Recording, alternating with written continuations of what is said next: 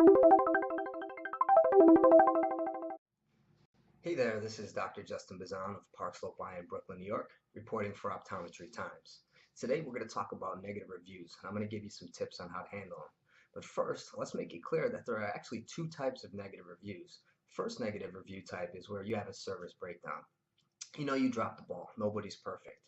Nobody expects you to be perfect, but they expect a reply and an appropriate response. So in those situations where it's clearly your fault and something really went wrong that shouldn't have, all you need to do is to make amends, apologize for it, take responsibility, make sure that you right the wrong, and then do something extra. That's pretty much agreed upon across the boards how to handle those situations. Where people get things a little twisted is how to handle a negative or a one-star response from somebody who probably wasn't the right fit for your practice in the first place. People nowadays need to keep in mind that a user review platform is best utilized to do research and find a spot that's going to be a good match for you. You know, you're a business and you can't cater to everyone. You should be doing what you do best and finding the people who want what you're doing best to happen to them. That's the best way for a user review platform to be used. So when somebody doesn't do their homework and shows up and has a bad experience on the things that you often get praised for, well, then it's really not your fault. And this is a situation that's most often confused and handled inappropriately. I want you to keep 5 R's in mind when you're handling those types of negative reviews. Okay, the first thing is that you have to recognize that there's an opportunity here. The more people that are reading reviews about your business, the better. The more exposure, the better. There's no such thing as really as a negative review.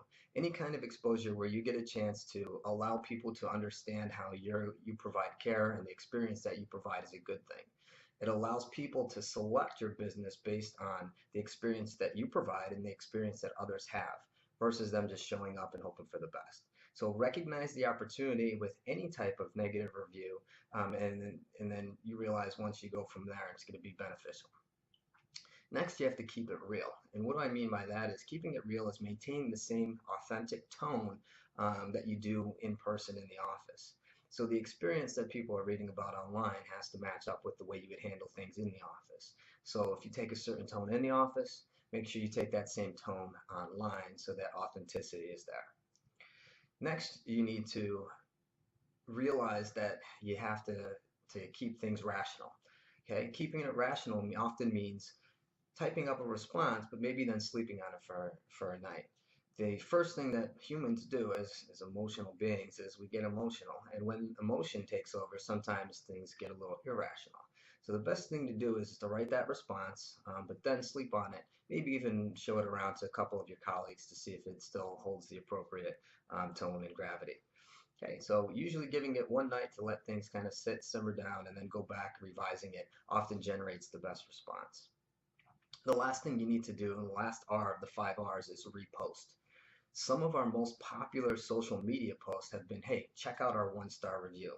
You may ask, like, why do I even want to publicize my one-star reviews? Well, publicizing my one-star reviews gets more people to read about our office and hopefully come in as patients. But what it also does is it gives us a chance to rally the troops. We have an amazing base of advocates. And those advocates will kind of come in and step in and say, hey, you know, that person might not have been the best fit for the office in the first place. Here's 10 reasons why I love coming to Park Slope Eye. So reposting those negative reviews is often the best thing to do because you're going to have so many wonderful things happen around that.